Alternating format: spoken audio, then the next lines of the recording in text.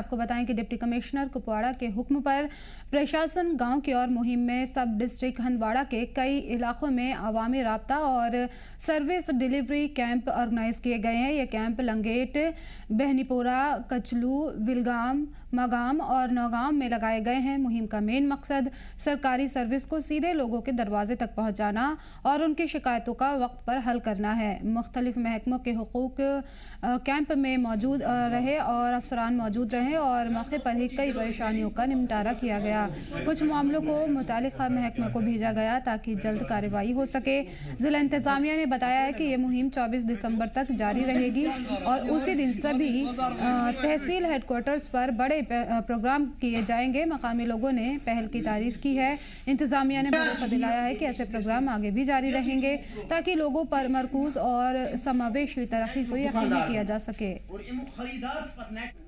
हमारे तहसील जचलडारा पंचायत बहनीपुरा में प्रशासन गांव की ओर जो प्रोग्राम ऑर्गेनाइज हो रहा है, ये एक फॉल फलांग एरिया है और आज हम लेफ्टिनेंट गवर्नर श्री मनोज सिन्हा साहब का शुक्रिया अदा करते हैं और हम उनको सलूट करते हैं कि उन्होंने इतना बड़ा इनिशिएटिव लिया कि प्रशासन गांव की ओर जम्मू कश्मीर में हर पंचायत पे होंगे प्रोग्राम और ताकि एडमिनिस्ट्रेशन लोगों के बीच जाएं और जो भी पब्लिक की लोगों की समस्याएं हैं फॉल फलांग एरियाज़ में, वो उनकी समस्याएं मुश्किलातें जो हैं वो नोट करें और हायर अथॉरिटीज़ के साथ टेकअप करें और लोग जो भी इस मुश्किलात से लोग महरूम हैं।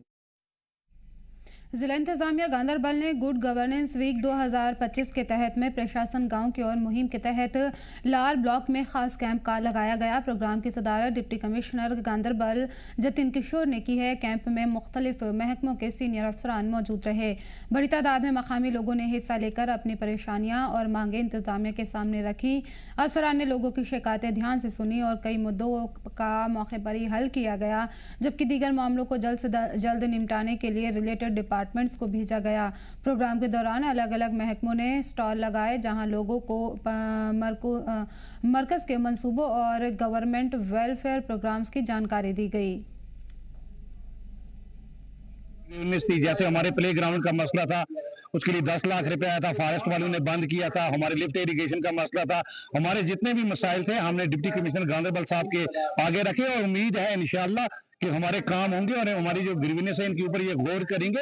हमने डिप्टी कमिश्नर गांधरबल साहब का शुक्रिया भी अदा किया। जब आपने डिस्ट्रिक्ट गांधरबल में ओहदा संभाला उस वक्त भी हमने कुछ काम रखे थे और 95% हमारे जो काम है वो कंप्लीट हो गए। तो इंशाल्लाह यही उम्मीद है एक अच्छी कि आने वाले वक्तों में जो हमने अपनी डिमांड रखी है हेल्थ के रिलेटेड। कुछ लोकल इश्यूज थे जैसे CSC लार जो नॉन फंक्शनल, उसके लिए मैंने लाइब्रेरी वहाँ बनाने की, यहाँ के बच्चों के लिए जो गरीब बच्चे हैं पढ़ने के लिए जो दूर दूर जाते हैं, तो यहाँ मैंने पुलिस की भी सहायता दी, कुछ किताबों की मैंने मांग की।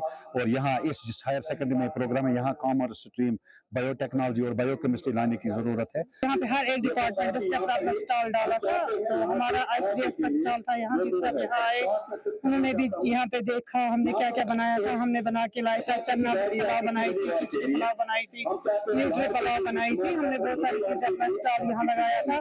प्री स्कूल मटेरियल जैसे हम ECCE देते हैं अपने छोटे छोटे बच्चों को, 3 to 6 जो हमारे सेंटर्स पे आते हैं, आंगनबाड़ी सेंटर्स पे, तो उनको हम यहाँ पे गैर रस्मी तालीम, तो खेल खेल में उनको वो चीजें हमने यहाँ रखी थी, हमने स्टॉल लगाया था। तो आज हमारे लिए खुशकिस्मती है कि जो सब HADP है, JKCP है, मिड सुरक्षा है, जन सुगम है, हमारी जितनी भी स्कीमें हैं सबकी सब ऑनलाइन हो चुकी है। तो हमारी मोतबाना गुजारिश है जो बागवान कम्युनिटी है उनसे ये कि आप हमारी स्कीम्स का फ़ायदा उठाएं और जो आपको चाहिए अपने बाग के लिए, ऑर्चर्ड के लिए, जो भी आपको चाहिए, चाहे प्लांट मटेरियल चाहिए, चाहे आपको इरिगेशन की फैसिलिटी चाहिए, चाहे आपको मैकेनाइजेशन की फैसिलिटी चाहिए, तो उस सिलसिले में हमने यहाँ पे स्टॉल भी लगाया हुआ है। श्रीनगर के पोलो व्यू इलाके में मुनक़िद मेले में बीजेपी राज्यसभा MP और जम्मू कश्मीर सदर सतोष शर्मा ने शिरकत की है। इस मौके पर बीजेपी तर्जुमान अल्ताफ़ ठाकुर ने भी मौजूद रहे। ये मेला लोकल फॉर वोकल मुहिम के तहत खुद कफील हिंदुस्तान के पैगाम को आगे बढ़ाने के मकसद से मुनक़िद किया गया। बीजेपी लीडर अशोक कौल ने कहा कि लोकल प्रोडक्ट्स को बढ़ावा देना कश्मीर के कारीगरों, बुनकरों और छोटे कारोबारियों को एम्पावर्ड बनाने के लिए ज़रूरी है। सतोष शर्मा ने कहा कि ऐसे प्रोग्राम से कश्मीर के रिच कल्चर और हैंडीक्राफ्ट विरासत को रिजर्व करने में मदद मिलती है। नौजवानों के लिए रोज़गार के नए मौके पैदा होते हैं। मेले में स्टॉल लगाने वाली युवा कारीगर आयमन ने कहा है कि ऐसे प्लेटफॉर्म से रिवायती कश्मीरी प्रोडक्ट्स को पहचान मिलती है। स्टॉल होल्डर्स ने भी मेले के लोकल प्रोडक्ट के लिए फ़ायदेमंद बताया। पहले ही तो हम थैंकफुल है जिन्होंने ये ऑर्गेनाइज किया है एग्जीबिशन। एक यूथ चाहता है अपना फ्यूचर ब्राइट देखने के लिए, ताकि फ्यूचर में कोई प्रॉब्लम ना आए। इसीलिए हमें चाहिए कि हम अपना कोई सेटअप रखें, हम अपना बिजनेस सेटअप रखें जो हमें फ्यूचर में आगे जाके हेल्प करेगा। जी एक्चुअली तो मेरे फादर ही करते थे, 1990 से कर रहे हैं ये काम। तो आफ्टर कोविड-19 फिर हम बेकारी घर पे बैठे थे, तो हमने सोचा हम भी इसमें इन्वॉल्व हो जाएंगे, हम भी कुछ सीखेंगे। 2019 पे वोत ये ज़्यादा गसान मज यूज़ मज यूज़ गसान ये, इसलिए अम खुद ज़्यादा गसन फ़ायदे मिलान, मगर तूत सपोर्ट गवर्नमेंट करान ये कश्मीर आर्ट्स कहें। यूता सपोर्ट आसन गोस बाकी स्टेटन मज वचान तमें तूत सपोर्ट मिलान ये स्टेट गवर्नमेंट तरफ कहें। सरकार गोस मदद कर प्रत साइड इत पे बाकी स्टेटन मज कर तिथ पे गोस मदद कर। यहाँ पर जो पहनावा है हमारा फिल्म, और कल पार्टी के सभी कार्यकर्ता जो भी इस मेले में भाग लेने के लिए आएंगे, मेरी यही उनसे प्रार्थना है। और आम जनता से भी जो इस वोकल फॉर लोकल मेले का हिस्सा बनने जा रहे हैं, वो सब भी यहाँ पर फिरन पहनकर आए। हमारी संस्कृति की पहचान, हमारा पहनावा जो है पूरे देश भर में देखने का मौका सभी को आप मीडिया बंधुओं के माध्यम से मिलेगा, जहां पर हर कोई फिरन पहनकर इस मेले का हिस्सा बनेगा। हम सबको विदेशी छोड़कर स्वदेशी को अपनाना है, यही नारा पूरे भारतवर्ष में देश के प्रधानमंत्री जी ने दिया है। और मेरी आप सब मीडिया बंधुओं के माध्यम से प्रार्थना है कि हम सबको इसको अपनाकर अपने घरों में भी, अपने लोगों के बीच में भी इसको प्रोत्साहित करने की आवश्यकता है। तो यहाँ बनते हैं कश्मीर में, हमारी बहनें बनाती हैं, हमारे कुछ एनजीओज बनाते हैं। उन एनजीओज को हमने यहाँ उनको डिपिक्ट करने के लिए यहाँ रखा है, उनकी प्रदर्शनी, उनका डिस्प्ले हमने यहाँ रखा है, और उसमें उनकी सेल भी हो जाएगी और वो दोनों चीज़ें होंगी। उनका प्रोडक्ट भी डिस्प्ले हो जाएगा, वो भी लोगों को पता लगेगा कि जैसे अभी मैं गया था खनमू में, एक लड़की है जो स्पाइसेस बनाती है, खुद हाथ से बनाती है, उसके पैकेट्स है, हल्दी के पैकेट्स हैं, मिर्ची के पैकेट्स हैं, और शुद्ध ऑर्गेनिक है। ऐसे चीज़ों को जब ये हो जाएगा तो उसके पास लोग, खरीदार, जिनको ये लगेगा कि ये बिना मिलावटी है, बिना स्वच्छ है, साफ है, शुद्ध है, उसको लेने के लिए दौड़ बढ़ेगी।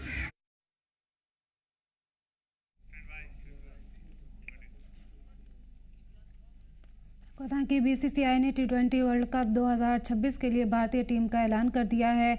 टीम सिलेक्शन में कई अहम फैसले लिए गए हैं। शुभमन गिल को इस बार टीम में जगह नहीं मिली है, जबकि ऑलराउंडर अक्षर पटेल को वाइस कैप्टन बनाया गया है। टीम में रिंकू सिंह की वापसी हुई है, जो हाल के वक्त में शानदार फॉर्म में रहे हैं।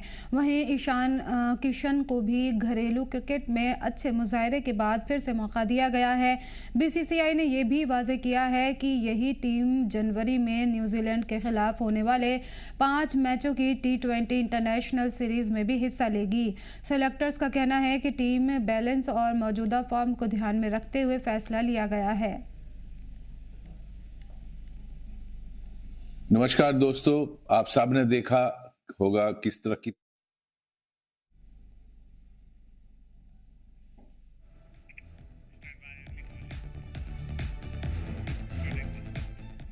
जम्मू कश्मीर के साबिक डीजीपी शेषपाल वेद ने बांग्लादेश के हालात पर अपना रद्द-ए-अमल का इजहार किया है। कहा है कि शिद्दत पसंदी किसी भी मुल्क को आगे नहीं बढ़ने देती है। उन्होंने वक्त पर समझदारी भरे कदम उठाने की ज़रूरत बताई ताकि हालात बिगड़ने से पहले रोका जा सके।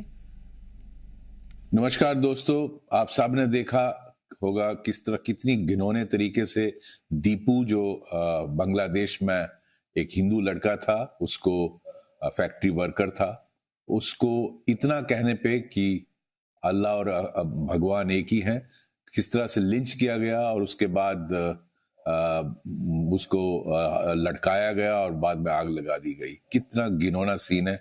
मुझे लगता है इस सीन ने सारी दुनिया को डिस्टर्ब किया होगा, ना सिर्फ बांग्लादेश और भारत को।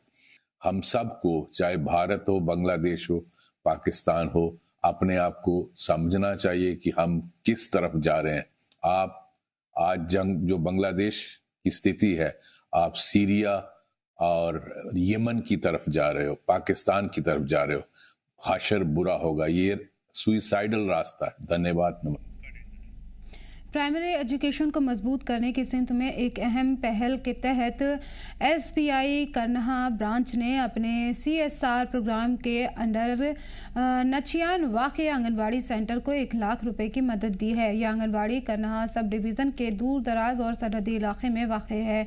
इस मदद में बच्चों के लिए कुर्सियाँ, टेबल, तालीमी सामान, फर्श, मैट और पर्दे शामिल हैं, जिससे सेंटर का माहौल ज़्यादा महफूज और बच्चों के मुताबिक बनेगा। सामान SBI करनहा ब्रांच मैनेजर नसीर नबी ने स्टाफ को सौंपा। उन्होंने कहा कि SBI तालीम और समाजी बहबूद के लगातार काम कर रही है, खासकर देही और सरहदी इलाकों में। कि इसमें थोड़ा सा हमने भी सर्वे किया और लोकल से भी हमने इनपुट्स लिए कि कहाँ क्या ज़रूरत है, तो हमें पता चला कि इनको इन चीज़ों की ज़रूरत है बच्चों को, तो फिर उसके बेसिस पे हमने इस सेंटर को सिलेक्ट कर दिया। अच्छा, आने वाले वक्त में बाकी जो सेंटर है उनके लिए कुछ ऐसा SBI करेगी? हाँ, करेगी इंशाल्लाह, डेफिनेटली। देखिए, हम करते रहते हैं, हर साल ये होता है, इस CSR एक्टिविटी बैंक की तरफ से होती है हर साल। तो कभी आंगनवाड़ी सेंटर, कभी हॉस्पिटल, जैसे हमने पिछले साल हॉस्पिटल में भी किया था डोनेट, तो इस तरह इस साल हमने आंगनवाड़ी सेंटर को किया। आने वाले समय भी होगा। और स्टेट बैंक ने स्कॉलरशिप स्कीम भी लॉन्च की है बेटियों के लिए, उसका एग्ज़ाम भी होगा नेशनल लेवल पे, और उसमें जो क्वालिफाई होंगे उसमें फिर स्टेट बैंक उनका स्पॉन्सर करेगी सारी एजुकेशन। हम नेचर में आए हैं वो CSR फंडिंग के लिए, और SBI की CSR फंडिंग पॉलिसी जो है, तो इस साल स्पेशली हुई आंगनवाड़ी सेंटर्स के लिए। तो आंगनवाड़ी सेंटर्स के लिए स्पेशली क्यों हुई है इस साल? क्योंकि आंगनवाड़ी सेंटर जो ये मेन बेस है your child education and development, and SBI specially CSR funding जो कर रहा है social infrastructure and health development के लिए और एजुकेशन के लिए स्पेशली। तो आज हमने यहाँ पे नेचर में जो CSR फंडिंग की है, ये हमने आंगनवाड़ी सेंटर में किया है, जहाँ जहाँ छोटे छोटे बच्चे हैं, स्पेशली इनके लिए गिफ्ट है SBI के। हम SBI वालों का थैंक्स करना चाहते हैं। इस सेंटर में कुछ थोड़ी कमी थी जो उन्होंने आज पूरी की। ऐसा यहाँ कभी नहीं हुआ, आज पहली बार यहाँ हुआ। सीधा मदार नेचिया गाँव में जी, तो मैं यहाँ SBI का थैंक्स करना चाहता हूँ कि ऐसा हमने पहले कभी नहीं देखा। तो हम ये कहना चाहते हैं कि यहाँ जितने सेंटर और भी हैं तो वो भी होने चाहिए इसी तरह। मैं बहुत बहुत शुक्रिया अदा करना चाहता हूँ कि ऐसा होना चाहिए। ये पहली बार हमने देखा कि सेंटर में ये ऐसा। कटरा के शहरी इलाके में गैर कानूनी कब्जे के खिलाफ म्यूनसिपल कॉरपोरेशन इंतज़ामिया ने एक बार फिर से सख्त रुख अपनाते हुए कार्रवाई की है। इस कड़ी कार्रवाई में म्यूनसिपल कॉरपोरेशन की टीम ने कब्ज़ा हटाओ मुहिम के तहत मुख्तलिफ मकामात पर सड़क किनारे और पब्लिक प्लेस पर गैर कानूनी तौर पर लगने वाली रेहड़ियों को हटाया है। इस कार्रवाई में शहर के मेन बाज़ार और भीड़ भाड़ वाले इलाकों में आर्जी तौर से राहत देखने को मिली है। म्यूनसिपल कॉरपोरेशन अफसरान के मुताबिक पिछले कुछ वक्त से कटरा में गैर कानूनी रेहड़ियों की तादाद लगातार बढ़ रही थी, जिससे न सिर्फ ट्रैफिक मुतासिर हो रहा था बल्कि अक़ीदतमंदों और मकामी लोगों को भी काफ़ी परेशानियों का सामना करना पड़ रहा था। ख़ासतौर पर माता वैष्णो देवी यात्रा मार्ग, बस स्टैंड, मेन बाज़ार और दीगर पब्लिक प्लेस पर कब्जे की वजह से लोगों का चलना काफ़ी मुश्किल हो गया था। इस मौके पर अफसरान ने बताया कि इससे पहले भी कई बार गैर कानूनी रेहड़ियों वालों को नोटिस जारी किए गए थे और उन्हें तय मकामात पर ही रेहड़ी लगाने के ऑर्डर दिए गए थे। बावजूद इसके कानून की खिलाफ वर्जी करने पर यह मुहिम दोबारा चलाई गई है। अफसरान ने कहा है कि जिन लोगों ने रेहड़ी लगाने की इजाज़त दी गई है वो तय मकामात पर ही रेहड़ी लगाएं। उन्होंने कहा कि हमारी इस कार्रवाई का मकसद किसी का रोज़गार छीनना या परेशान करना नहीं बल्कि कब्जे की वजह से होने वाली परेशानियों को दूर करना है।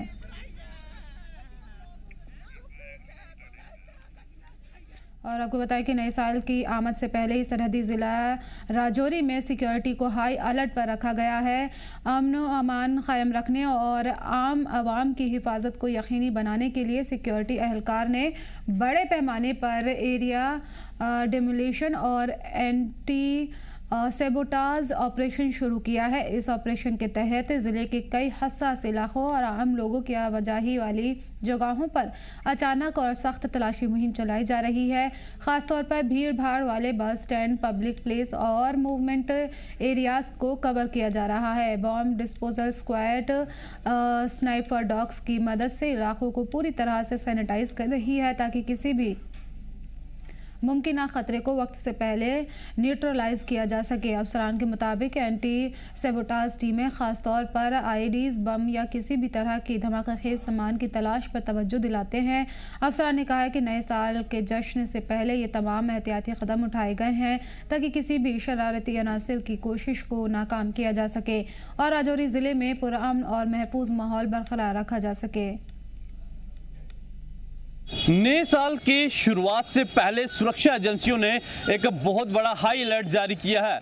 आपको बताते चले कि पाकिस्तान में बैठे आतंकी जो है वो घुसपैठ करने की फिराक में है। लॉन्चिंग पैड जो है तैयार हो चुके हैं। उसके साथ साथ मौसम जो है सर्द हो चुका है, जिसके चलते भी पाकिस्तानी आतंकी जो है हमेशा ही घुसपैठ करने की फिराक में रहते हैं, चाहे इंटरनेशनल बॉर्डर हो या फिर LOC हो। लेकिन इस सब बीच में आप देख पा रहे होंगे कि सुरक्षा एजेंसियां जो है हाई अलर्ट पे हैं। आपको मैं दिखाना चाहूँगा, यहाँ पे आप देख पा रहे होंगे, आप दिखाएं कि SOG के जवान जो है पूरी तरह से यहाँ पे हाई अलर्ट मोड पे हैं। हर आने जाने वाली गाड़ी को रोका जा रहा है, बारीकी के साथ उसकी चेकिंग की जा रही है। मकसद ये है कि सुरक्षा में किसी तरह की कोई भी चूक नहीं होनी चाहिए।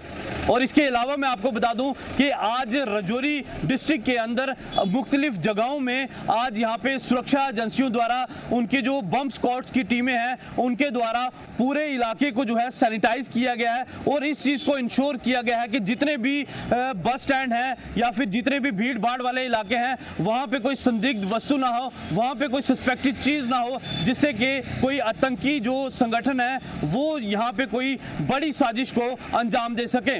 अपने साथी पारस के साथ राजौरी से जी मीडिया के लिए मैं अंकित केसर। बनिहाल में जंगलों की भारी नुकसान पहुंचाने वाली जंगल की आग पर आखिरकार फॉरेस्ट डिपार्टमेंट ने काबू पा लिया है। अफसरान के मुताबिक आग को कामयाबी के साथ में बुझा दिया गया है। यह आग गुरुवार शाम को बनिहाल के फगाब दुलीगाम फॉरेस्ट रेंज के कंपार्टमेंट नंबर 48 और 51 में लगी थी। खुश्क मौसम और दुश्वार इलाके की वजह से आग तेज़ी से फैलती चली गई। आग पर काबू पाने के लिए ज्वाइंट ऑपरेशन चलाया गया जिसमें forest department, social forestry, forest protection force, wild life staff, मकामी लोग और वॉलंटियर्स शामिल हुए। हालांकि जदीद फायर फाइटिंग मशीनों की कमी और बहबूद वसाइल की महदूद मसाइल की वजह से तमाम अफसरान और मुलाजमीन दिन रात कड़ी मेहनत करते रहे और आखिरकार आग को कंट्रोल कर लिया गया। अफसरान ने कहा है कि हालात अब पूरी तरह से काबू में हैं और मुतासरा इलाकों में निगरानी रखी जा रही है ताकि दोबारा आग भड़कने की कोई सूरत पैदा ना हो। साइड से प्राइवेट लैंड्स में आग लगी थी, फिर इंटर हो गई यहाँ पर। तो जैसे हमें पता चला JCR की टीम को हमने उसी वक्त, मैं खुद भी आया और JCR टीम पूरी यहाँ पर उस वक्त से ही मौजूद थी। तो 11 साढ़े 11 बजे तक हमने इसको आग को कल काबू पा लिया था। हम तो देखें बेस्ट हमारे पास ये है, एक तो ये क्या नाम है सब्ज़ टहनियाँ हैं, इससे बुझाते हैं, दूसरे डंडे हैं उससे बुझाते हैं। तो हमारे पास जो फायर बीटर्स हैं कुछ मौजूद हैं तो उससे भी हम बुझाते हैं। यहाँ तो हम क्या नाम है काउंटर फायर करते हैं या कंट्रोल्ड फायर करते हैं, दो चीज़ें होती हैं, उसकी वजह से भी हम आग बुझाते हैं। पानी का तो यहाँ साधन है नहीं, सूखा पड़ा हुआ है, पत्ते इतने पड़े हुए हैं, जैसे आपने देखा होगा कि कितने खुश्क पत्ते पड़े हुए हैं। किसी न किसी वजह से कोई बच्चा आता है, कुछ आता है, कहीं ये क्या नाम है ये शेफर्ड्स यहाँ आते हैं तो फिर कहीं अगर आग शाग लगाई फिर वो बुलाना भूल जाते हैं, उसकी वजह से भी आग लगती है। कोई बंदा यहाँ पर आ गया, सिगरेटें पी ली या कुछ पी लिया तो उसकी वजह से भी आग लगती है। तो परसों की तुलना में तकरीबन 90% आग पे हमने काबू पा लिया है। JCR कंट्रोल रूम जो है उसकी वजह से हमारे इस साल जंगलों में 5% आग लगी। अभी इस वक्त हम मौजूद है बनिहाल के रेंज एरिया डुलीगाम कंपार्टमेंट नंबर 51 में है, जहां 2 दिन से लगातार यहां पे आग लगी हुई थी और आग लगने का कारण अभी तक पता नहीं चला, लेकिन फॉरेस्ट डिपार्टमेंट की जानिब से कड़ी मशक्कत के बाद जो है इस आग पे आज काबू पा लिया गया है। फॉरेस्ट डिपार्टमेंट के मुलाजमीन हैं वो यहाँ पे मौके पर पहुंचे और आग पे काबू पा लिया, और फिर उसके बाद जो रात में तेज़ हवाएं चली उसके कारण जो है आग फिर से एक बार भड़क गई थी। लेकिन सुबह सवेरे से ही यहाँ पे टीम जो है वो काम करती थी और इस वक्त बिल्कुल जो है उन्होंने 95% जो है आग पे काबू पा लिया। लेकिन यहाँ फॉरेस्ट डिपार्टमेंट के पास ऐसा कोई उपकरण नहीं है जो हाई अथॉरिटीज इनको मुहैया कराएगी, क्योंकि जंगलात में जब आग लगता है एक छोटी सी चिंगारी जो है एक भीषण आग का रूप जो है वो धारण कर। इस बार भी जो है अक्टूबर महीने से लगातार बारिश नहीं हो रही, बहुत ज़्यादा सूखा है और छोटी सी चिंगारी जो है भीषण आग यहाँ पे बन जाता है, जिसकी वजह से करोड़ों जो सब सोना है करोड़ों का नुकसान हो सकता है। लेकिन इस बार जो है फॉरेस्ट डिपार्टमेंट ने यहाँ पे काफ़ी मशक्कत की और आग पे काबू पा लिया। लेकिन सवाल ये खड़ा होता है कि इन फॉरेस्ट मुलाजमों को ऐसे उपकरण होने चाहिए, फायर बाल्स होने चाहिए जहां भी फॉरेस्ट एरिया में आग लगती है, क्योंकि जो चीड़ और कायल का जो बुरा होता है वो पेट्रोल से कम नहीं है। जहां जब सालों साल यहाँ पे बारिश नहीं होगी, धूप रहती है और वो सूख जाता है, तो वो पेट्रोल से भी बहुत खतरनाक चीज़ बन जाती है। और जब आग की चिंगारी लगती है तो कई कनालों तक कुछ सेकंडों में आग पहुँच जाती है। तो इनके पास फायर बाल या ऐसे उपकरण होने चाहिए जब भी आग लगे, जैसे बाहर मुल्कों में होता है आग लगने की वजह से तुरंत वहाँ पे टीम पहुंचा, उनके पास सामान होता है और आग पे काबू पा लिया जाता है। लेकिन जम्मू कश्मीर में ऐसा कोई साजो सामान फॉरेस्ट के पास नहीं है। जब भी आग लग जाती है तो नुकसान कहीं ना कहीं उठाना पड़ता है। जब सालों की मेहनत नर्सरियां यहाँ लगाते हैं तो आग की वजह से वो मेहनत जो है वो जाया हो जाती है। मैं खुर्शीद अहमद, जी जम्मू कश्मीर लद्दाख के लिए बनिहाल से।